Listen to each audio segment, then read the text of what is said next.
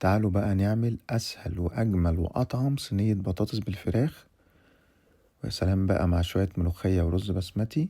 بصوا الفراخ دايبة ازاي. خليكي معايا خطوة بخطوة عشان تطلع بالجمال ده. هنجيب الفراخ وهنعمل فيها كده فتحات بالسكينة، نحاول ان احنا ما نلمس العظم خالص.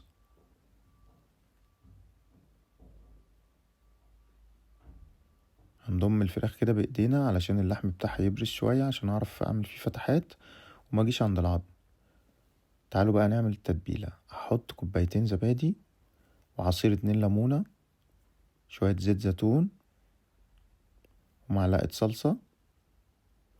وحط بقى التوابل: ملح، بابريكا، فلفل اسود، بهارات وبصل بودر.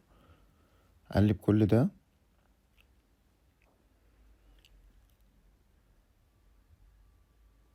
هبتدي بقى اخفها بشوية مية. اقلب وهنزل عليهم بمعلقة عسل اسود كبيرة، هتفرق معايا في طعم الفراخ وفي طعم البطاطس.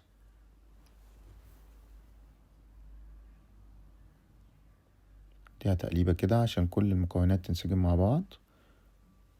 وهنزل بقى بالفراخ، هديها تقليبة حلوة.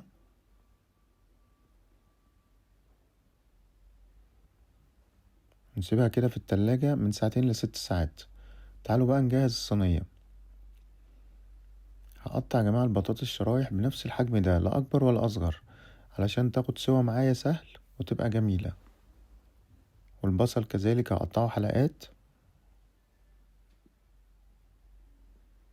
طماطم برضو، جزراية كده بتفرق في الطعم، تخلي الصينية كلها محلية وجميلة. وقرنين فلفل سواء رومي أو شطة على حسب الحاجة. هرصهم كلهم بقى في الصينية وهنزل عليهم بالبهارات: ملح، فلفل اسود، بابريكا. هديهم بقى تقليبة كلهم مع بعض.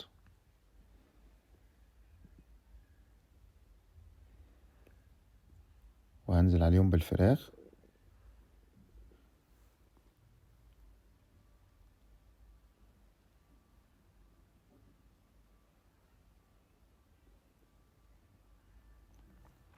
الباقي بقى من التتبيلة هنزله عليها كده من الفراخ من فوق. وهغطي بقى كل ده بورق زبدة. وكمان هلف كمان من فوق فويل. هندخل بقى كل الكلام ده الفرن، وهنرجع مثلا بعد ساعة أو ساعة إلا ربع. كده خلاص تقريبا دخلها سوا، بس طبعا احنا لسه محتاجين اللون اللي احنا عايزينه. رجعها تاني الفرن بعد ما سقسقتها. شوفوا يا جماعة الشكل عامل ازاي. سهلة وبسيطة وجميلة جدا وطعمها يجنن، جربوها هتعجبكم قوي.